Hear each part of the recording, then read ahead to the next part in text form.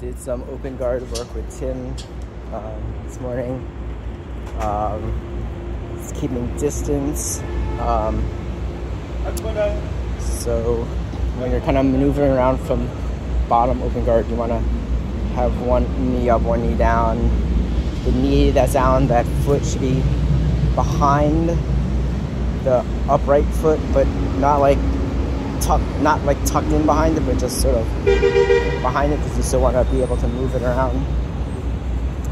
And then your opposite hand from the upright foot, you're kind of posting on. So then you want to use that upright foot and the opposite hand to maneuver around. So you pick up your butt using those two posts, and you can maneuver around like that. You maneuver toward the upright hand. So if you're moving left, upright knee, sorry. If you're moving left, your left knee should be upright and your right hand should be posted. If you're moving right, your right knee should be upright and your left should be posted. And then you can go forward, backward, left, or right. So that's how you distance manage from there. You can pull guard from here. When you pull guard, you actually want to, you're not grabbing into the lapel and then sitting back. You want to go forward. So you want to grab across the lapel. So let's say my left foot is up. So I grab across the lapel.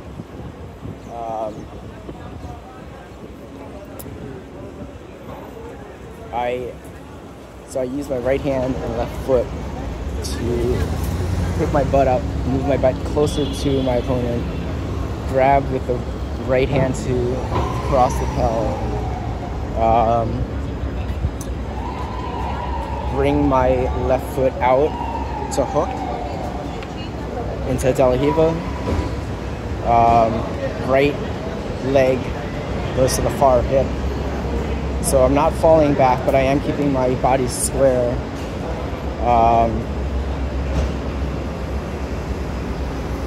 Is that everything? Oh, and then I move my hips over toward the leg that I'm hooking. From there, I should do the overhead off balance. So this one, what I've been doing is just pulling straight down. What I should be doing is pulling him forward. So I want to pull him kind of towards me. I want to pull him towards me. So I actually want my wrists to be bent and then pulling him along the horizontal axis. So yeah, pulling him on the horizontal axis, like toward, so that should off balance him. And then you can go to, so if he doesn't really respond, he responds very slowly. From there you go to like an X guard to a technical stand-up. So what is important here is that until you come up on your elbow and then your hand. So until you come up on your hand, you don't remove your feet. So you're from the same orientation. Your right leg would be hooking his hamstring and your left foot would be pushing against his belt or upper thigh. And you don't move those feet until you're on your hand. And that's because until that point, your head is below his head, or like his center of mass is higher than your center of mass. So if you do that, if you remove those hooks, he'll be able to pass you. If you don't, then if you have those hooks in, he won't be able to pass. Second thing is your top hook. So in this case, your left leg your knee has to be outside of his leg. I'm not exactly sure why. I assume it's so that he can't move his leg that easily. Let's see. Yeah.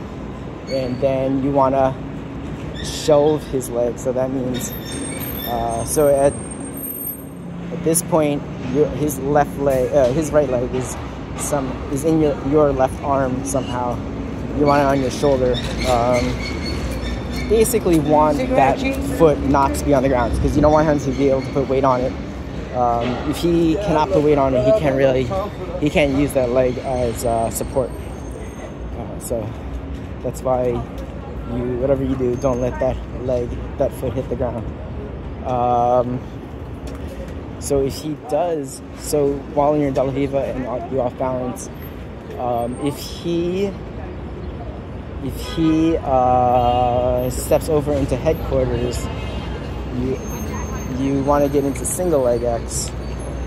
So it's sort of like X guard, except your outside, or in this case left leg, is on the near hip instead of through the legs on the far hip. So from here, you can apply pressure with the bottom leg. So your bottom leg can actually slide up under his closer leg, and then you reinforce the strength with your left leg, and then you can pull him. You can sweep him to the left. So use your legs and your arms to sweep him to the left, and then you can come up. Okay, that's that sequence. The other sequence we did is outside passing sequence. So it's what we did in, I think, February or January, where we have a lapel and ankle grip, and you can go to the right or the left. You need to off balance first, and then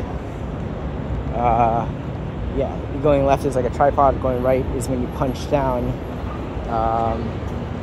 and the lapel. And in that case, you really have to put your weight in. Your elbow hasn't bent, and you're putting all of your weight into driving the lapel down and pinning him to the ground so that you can go behind him. You're not just holding the lapel and then dancing around him.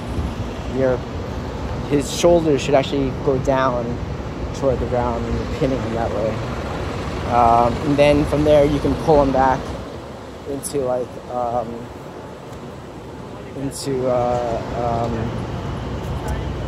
what's it called? Heads over. God, come on, blanking on this. Where your head's over, you're upside down of them, basically. Let's see. Okay, that was that, and then the third thing. Wait, did we do a third thing? I think that was it. So we have a distance management,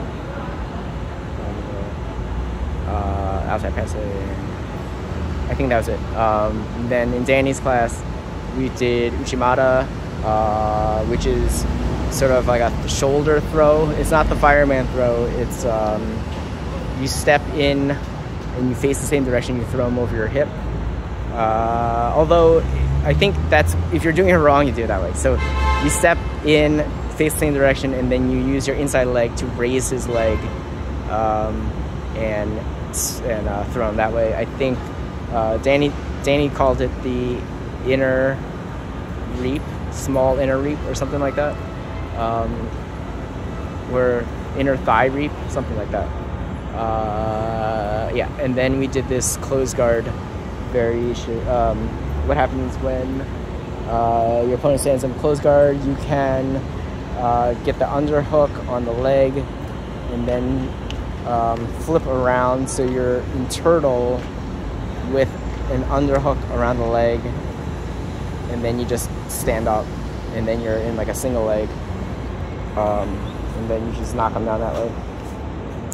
Matt tried it in a roll, not against me, but he said the other person just sort of like put weight down on him, and his neck got a little twisted or something. So not sure if it's a great move especially if the other person is expecting it. Yeah. So that. Oh, and then in the role, I went against this guy that was like a wrestler guy, and I worked on with Tim on him. So distance managing was pretty good, and I was able to use my frames a lot better to keep him off of me. And then I eventually stacked past them, and then that's when the time ran out. I did mess up with the pull because his lapel was like hanging on my right side, and I had been practicing it with on the left side the whole time. So then I was kind of trying to force it by grabbing the same side of the lapel. I'm not sure if that's the reason it didn't work, or if I just messed up somehow in other ways.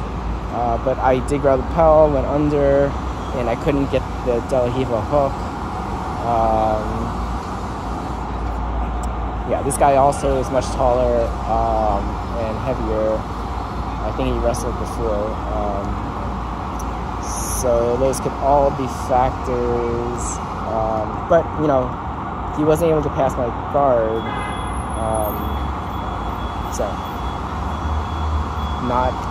So it did work out, just not as well as it could have.